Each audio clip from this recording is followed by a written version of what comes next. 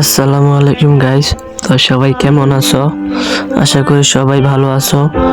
তো তোমরা সকলেই জানো অ্যাডভান্স গেমিং ওরফে মুজাহিদ ভাই আমাদের মাঝে আর নাই। তো সবার মতো প্রথমে আমিও বিশ্বাস করি নাই অ্যাডভান্স গেমিং যে আমাদের মাঝে নাই।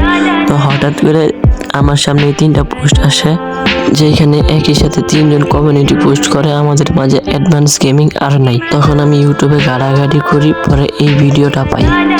Believed to be drunk, drove head-on against oncoming traffic on the Mex highway Thursday morning and killed a young passenger who had just arrived in the country. His vehicle crashed into an e-hailing MPV carrying 2 Bangladeshi passengers who had just touched down at Kuala Lumpur International Airport. এই ঘটনা শোনার পরও রাসেল ভাই আমার বিশ্বাস হইতেছিল না advance gaming আমাদের মাঝে আর নেই। তার ভিডিও আমি কালকেও দেখছি, আজকে দেখি সে আমাদের মাঝে নেই। চিরতরে বিদায় নিয়ে গেল মুজাহিদ ভাই, আর কখনোই শুনতে পারবো না আমরা। Welcome to advance gaming. তো কেমন আছো তোমরা? বরাবরের মতো নতুন একটি ভিডিওতে হাজির হয়ে গেলাম আমরা। Miss you advance gaming. তো গাইস, আমি যতটুকু জানতে পারলাম সে নাকি সকাল 6টার সময় তার বউকে নিয়ে ঘুরতে বের হয়েছিল, তখন গাড়ি অ্যাক্সিডেন্টে মারা যায়। গাড়িতে ছিল 2 জন, মুজাহিদ ভাই আর তার বউ আদিবা। অপর দিক থেকে আসছিল একটা মালয়েশিয়ার ভিটারি।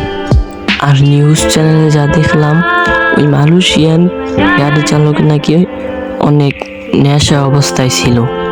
আর এই দুর্ঘটনা থেকে চলে যায় আমাদের মাঝখান থেকে advance gaming. Miss you advance gaming. সবাই মুজাহিদ ভাইয়ের জন্য দোয়া করবেন।